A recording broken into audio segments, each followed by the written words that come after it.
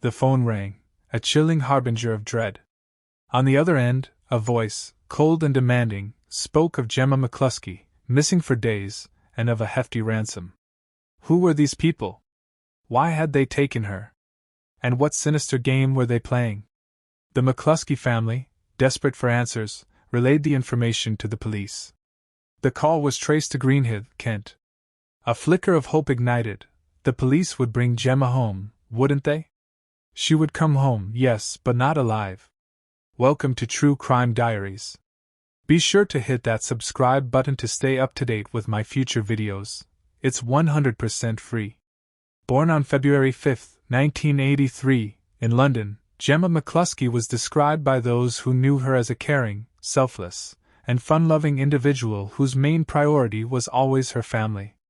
She had 2 brothers, Tony and Danny. Her unwavering devotion to her loved ones became particularly evident when, in her 20s, her mother, Pauline, was diagnosed with a brain tumor. The extensive surgery left Pauline significantly weakened and unable to care for herself. Gemma stepped up, becoming her mother's primary caregiver, accompanying her to regular doctor's appointments, and providing essential support. At the time of the case, Gemma was living with her mother and her 35-year-old brother, Tony, in an apartment in Shoreditch, London. Beyond her family life, Gemma was also an actress. While she had appeared in a few episodes of the children's comedy series No Sweat, her most prominent role was as Carrie Skinner in the BBC soap opera EastEnders, where she was a regular, starring in over 30 episodes. Gemma was a petite yet fiery young woman, known for her refreshing personality that endeared her to everyone. This made her sudden disappearance on a breezy spring day in 2012 all the more baffling and alarming. March 1, 2012, marked the last day anyone saw Gemma. She had attended a hospital opening and later met up with friends. Days passed, and her friends grew worried when they couldn't reach her. Compounding their fears, Gemma failed to show up for work. After her EastEnders role, Gemma had taken on jobs at various bars and pubs near her home while continuing to care for her mother. It was completely out of character for her to vanish without a word. She wasn't a superstar with a packed schedule. She was an average young woman with an intriguing past as an actress. Gemma's brothers, Danny and Tony, also couldn't get a hold of her. They checked her workplace, spoke to her friends, and tirelessly called and texted her, all to no avail. Everyone was sick with worry. Gemma was happy with her life, and there was no indication she planned to leave everything behind. 2 days later, with no news from Gemma, Danny, Tony, and a friend reported her missing to the police. Since Tony lived with Gemma and their mother, investigators naturally focused on him for any credible information. However, Tony struggled to recall details about Gemma's activities at home. The reason? Tony was battling a severe addiction, which often left him disoriented. At 35, he worked as a window cleaner, but most of his earnings fueled his addiction, leaving his relationships with his siblings strained. Even at the police station, Danny expressed frustration at Tony's inability to provide clear information. Tony did, however, recount one incident that occurred shortly before Gemma's disappearance. A few days prior, while under the influence, Tony had left the bathtub faucet running, causing a significant flood in the bathroom. Gemma, upon returning home, was understandably furious. They had a brief argument, and she expressed her deep disappointment in him. This account was corroborated by Gemma's friend, Erica, who saw Gemma on March 1, just hours before she vanished. Gemma confided in Erica about her frustration with Tony's reckless habits. During their conversation, Gemma received a call from Tony and was still frosty toward him. Erica tried to calm Gemma, urging her to give her brother another chance. But Gemma, fed up with Tony's behavior, told Erica that enough was enough and she planned to ask him to leave as soon as she got home. Shortly after this conversation, Gemma disappeared. The police, alongside Gemma's friends and family, launched an extensive search. Erica, a devoted friend, contacted local newspapers to spread the word about Gemma's disappearance, urging anyone with information to come forward. Danny and Gemma's father, Anthony, tirelessly searched places Gemma might have frequented, but sadly, found nothing. Tony, meanwhile, remained at home with their bedridden mother, believing Gemma would eventually return there. He was visibly struggling, barely eating or sleeping. Erica called to check on him and offered to bring him food, but he declined. Erica recalled Tony sounding tearful and shaken, clearly regretting how things had been left with Gemma. Gemma's friends and family printed missing posters, distributing them widely. The search quickly gained traction on social media, with countless people working to find her. However, 5 days into Gemma's disappearance, a disturbing development occurred. Tony and the rest of the family began receiving strange phone calls from an unknown individual. The caller, who refused to identify himself, made increasingly bizarre demands. He claimed Gemma had been abducted and was being subjected to severe torment, demanding a £2 million ransom to be left at a nearby train station. The calls grew stranger still, with the kidnapper later demanding 500 Iraqi dollars, in addition to the original sum. When Gemma's brothers demanded to speak to her, the caller refused, threatening them to arrange the money quickly if they wanted to see Gemma alive. The family immediately forwarded these sinister details to the police, who were able to trace the calls. The culprit was a 19-year-old named Sam, who confessed to attempting to scam the family. He was not Gemma's abductor. He had seen news of Gemma's disappearance on social media and called the number, hoping to profit from a desperate family. Sam was arrested and, despite his insistence that it was just a joke, his actions were despicable and tormenting. He was charged with 4 counts of sending messages that were grossly offensive or of an indecent, obscene, or menacing character, and received a 6-month prison sentence in April 2013. The hoax, while cruel, ultimately led nowhere in the search for Gemma. The investigators, who thought they had a lead, were back to square one. 5 days into Gemma's disappearance, on March 6, after the disheartening hoax, there was finally a break in the case. But it was a tragic discovery that would deepen the mystery. A woman found a dark-colored suitcase floating in the Regent's Canal, just minutes from Gemma's apartment. As she watched, the suitcase hit something and popped open, revealing a horrifying sight: a woman's headless torso. The woman was traumatized for life, initially disbelieving her own eyes. When the reality of what she was seeing finally registered, she was utterly horrified. Police were called, and the suitcase was recovered before it drifted away. Immediate identification of the body was impossible, save for one crucial detail: a distinctive bow tattoo on the lower back of the torso. It was the same tattoo Gemma had. This was enough for the police, but to be absolutely certain, DNA tests were conducted. The results confirmed the McCluskie family's worst fears.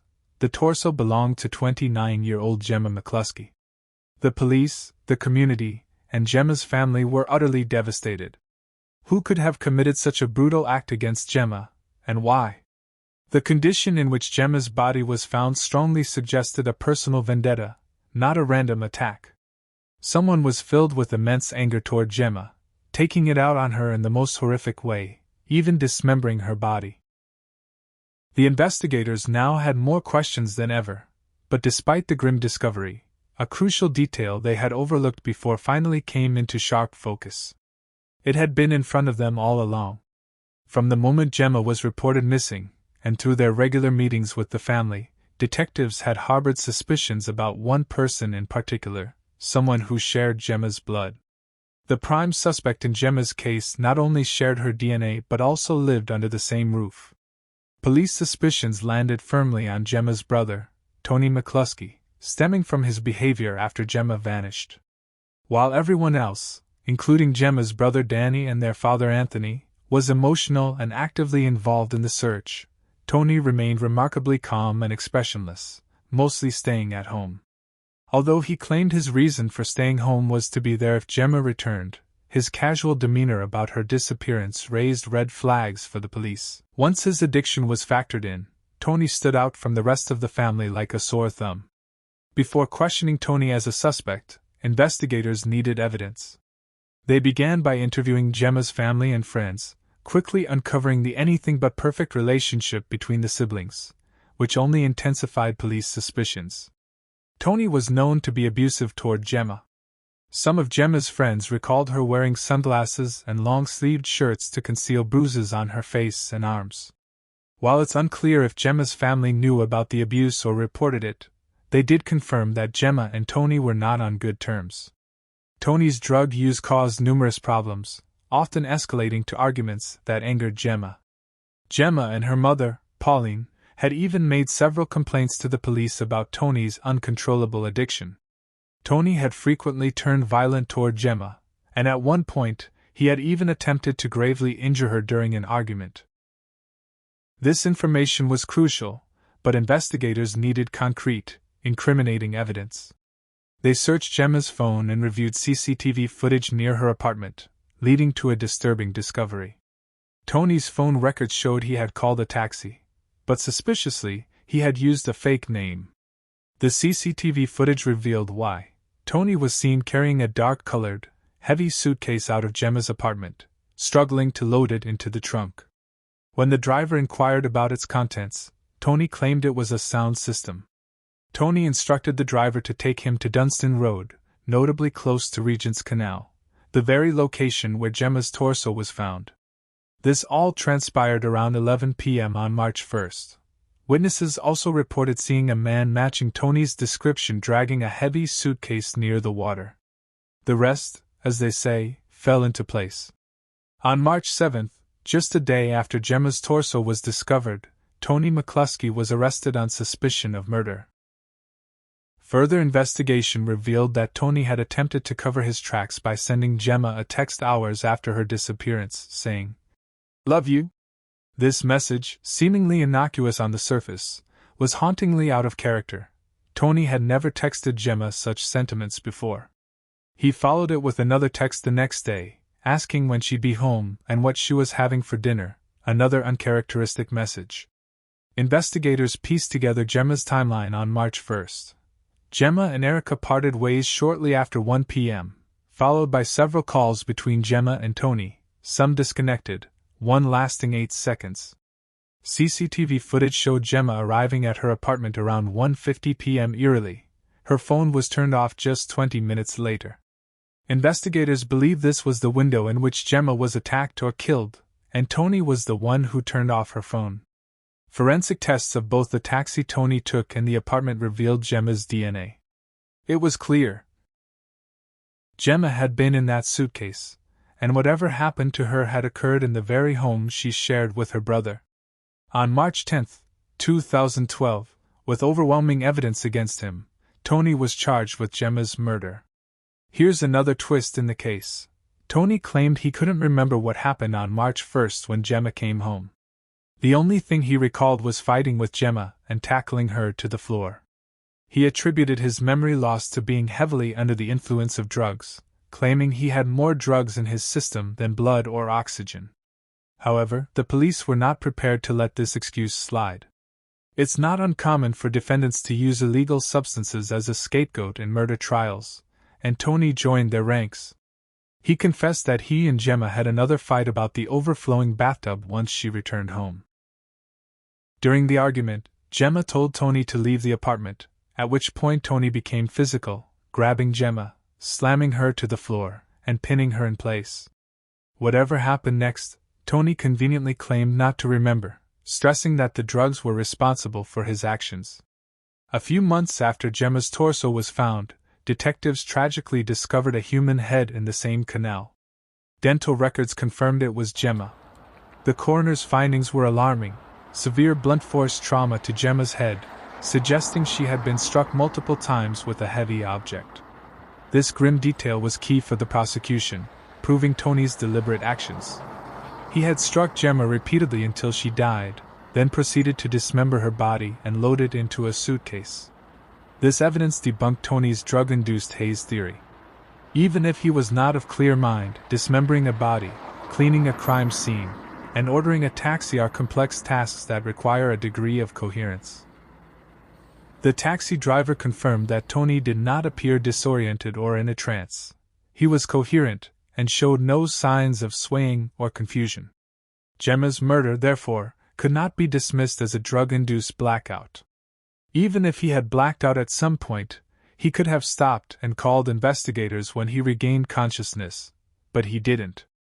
Tony was simply enraged that his sister was kicking him out for being a problematic adult, and he unleashed all his anger on poor Gemma in the most horrific way.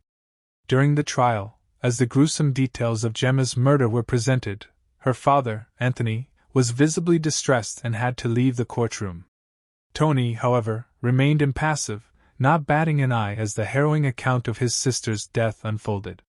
Unfortunately, we may never truly know what transpired in that apartment that escalated to murder. Tony's account is far from reliable. But it's chilling to contemplate that Tony didn't hesitate to end his sister's life so brutally. It was a heinous and deeply personal attack, leaving one to wonder what Gemma endured in her final moments, looking into the eyes of her own brother, her murderer. The jury deliberated, and the world awaited their verdict. Was this an accident? Had Tony truly lost control? Or was he using addiction as a calculated scapegoat for a lesser sentence? On January 30th, 2013, almost a year after the horrific attack on Gemma by her own brother, the jury delivered their decision. Tony McCluskie was found guilty of Gemma's murder by an 11-1 majority, and sentenced to life in prison with a minimum of 20 years served. Due to the brutalized condition of Gemma's body, her father, Anthony, requested that all missing parts be found before her funeral could be held. On November 30th, 2012, 8 months after Gemma went missing, her funeral was finally held, and she was laid to rest. Flowers and tributes were left outside the very apartment she had shared with her brother and murderer, where her life was tragically taken.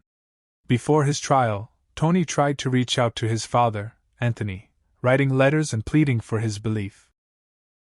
Anthony was deeply conflicted.